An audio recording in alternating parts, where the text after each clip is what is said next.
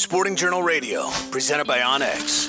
You are watching / listening to Sporting Journal Radio. Thank you. I'm Brett Amundsen along with Dan Amundsen over there, and it's time to head up to Lake of the Woods, check in with Joe Henry from Lake of the Woods Tourism. Joe, it's been an exciting time up there, it sounds like, this week.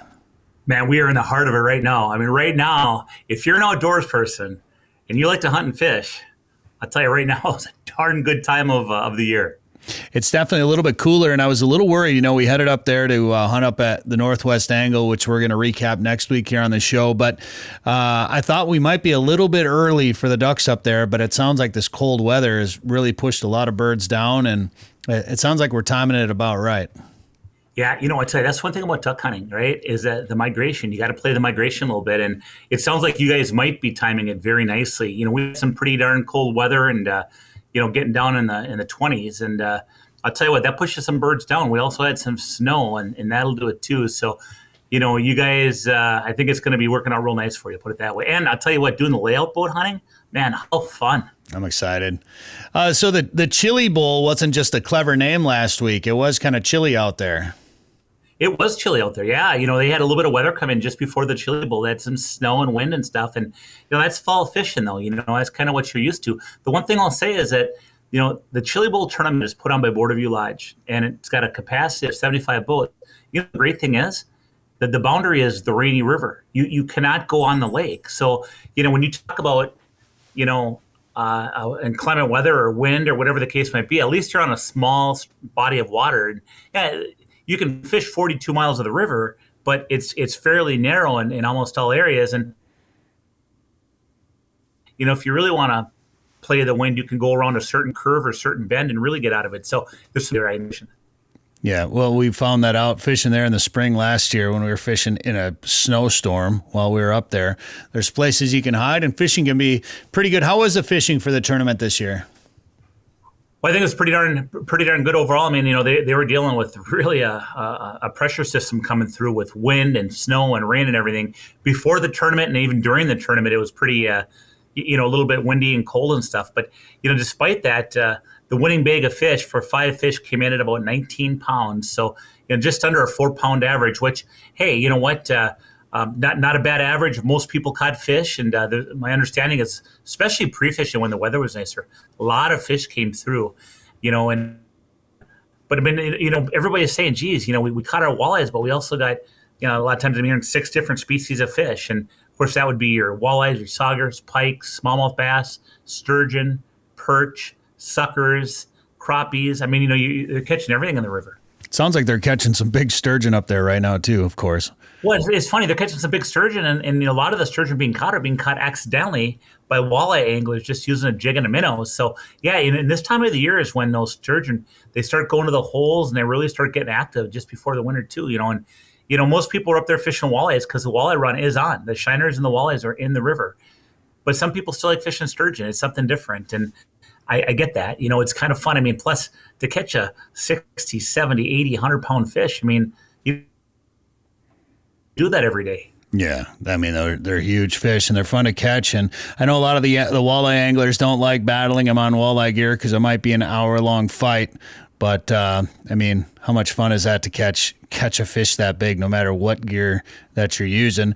We're hoping to get into some walleyes while we're up at the angle, of course, and maybe we talk to the guys, and maybe we'll target muskies a little bit while we're up there as well, too. But we're doing it for ducks, and then we're going to try to get on the Rainy a little bit during our trip up there. But, Joe, with this cold weather, it's got a lot of people starting to take out their ice fishing gear, starting to think about ice fishing a little bit.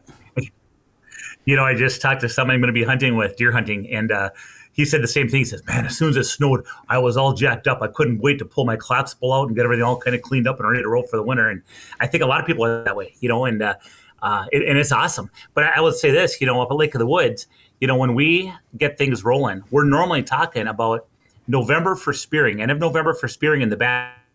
And then when we're talking, you know, getting day houses out, like resorts getting the day houses out, that's normally right around December 10th, give or take, depending upon how cold it is outside. So it's coming quick. And I'll tell you what, if you haven't made your reservations, if you want your select dates, now's a good time. What's your number one tip for somebody getting their ice fishing gear ready for the new season? What's the first thing you tell people to make sure they do?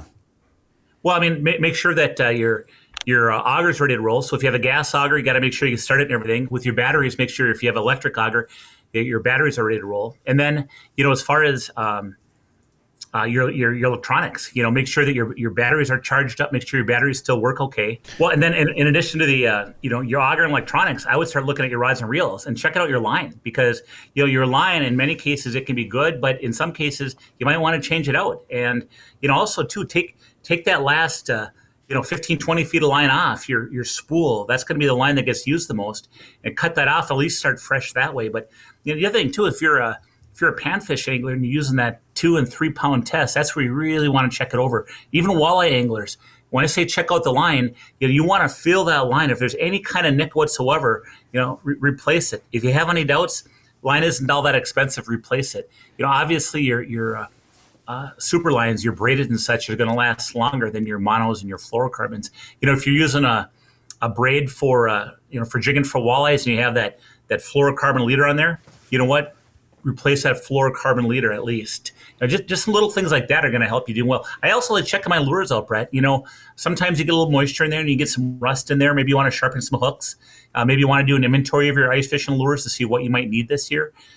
Terminal tackle as far as plain hooks and some little snaps, but also your different lures you use, your jigging spoons, your jigging wraps, or whatever the case might be. Bobbers, what? You ready to go for bobbers? Do you have enough? Do you have the right sizes? How about bobber stops? How about sinkers? There's a lot of things to kind of inventory right now. Now's the time to do it, not when the ice comes. There's two, and I'm terrible at it. I always wait to the last minute to get my stuff ready. But there's two things that you mentioned that are the worst, and that's one is finally getting all your stuff ready and getting out on the lake, and then trying to start your auger for the first time or whatever, realizing that your auger's not working right because you got everything else out there. You trudged out onto the lake, and then you can't cut a hole open. You got to make sure that your auger's ready to go. But bobber stops, I don't know how many times I've gone ice fishing and then realized I either forgot my bobber stops or brought the wrong tray or just was out of them and didn't restock. And then I'll inevitably tie it on the wrong place or something. It's always something with the smallest little thing like a bobber stop. Are you good at fishing? I'm terrible at it. Yeah. It's not good. You sound like you're that's why you have Danny with you to help you fish. Yeah, but I really. The one thing I'll say about a bobber stop, if you forget your bobber stops, one of the things we do, I do sometimes anyway, is if the walleyes are biting a little finicky, I'll take that rod and reel and I'll set it on a bucket and I'll have that tip.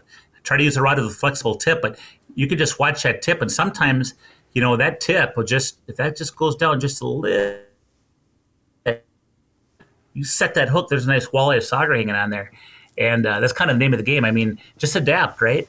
I mean, even when I do have bobber stops, I do have bobbers. There's times where I'll just set that on a bucket. It's even a better indicator. Yeah. Well, it's going to be here before we know it. It's coming soon. I'm looking forward to it.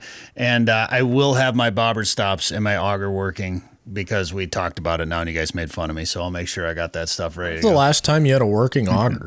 My auger's worked every year. I just haven't had to bring it anywhere because we've always had about 3 augers everywhere we go. But yeah, I'm excited for it. Although my problem is I always end up hunting too late, and then by the time I'm done hunting and getting more serious about ice fishing, everybody's into the season's in full swing. Like, I'm not an early ice kind of guy. So usually things are in place by the time I get out there, but it's coming quick. And if people want to make a trip up to Lake of the Woods, they should plan it now. And what should they do if they want to find out more information about getting up there, Joe? Yeah, you know what? All of our resorts, all of our sleeper fish house businesses, etc., are on our website, and that is lakeofthewoodsmn.com. Hear more at sportingjournalradio.com or wherever you get podcasts. Come ice fish the famous waters of Minnesota's Lake of the Woods, the walleye capital of the world. Experience full-service resorts featuring heated fish houses, ice transportation, meal plans, and sleeper house options. From the Northwest Angle to the South Shore, Rainy River, and Baudette, the Midwest's #1 ice fishing destination. Walleye, sauger, perch, and northern pike. Minnesota's Lake of the Woods, best fishing anywhere. For more information, log on to lakeofthewoodsmn.com.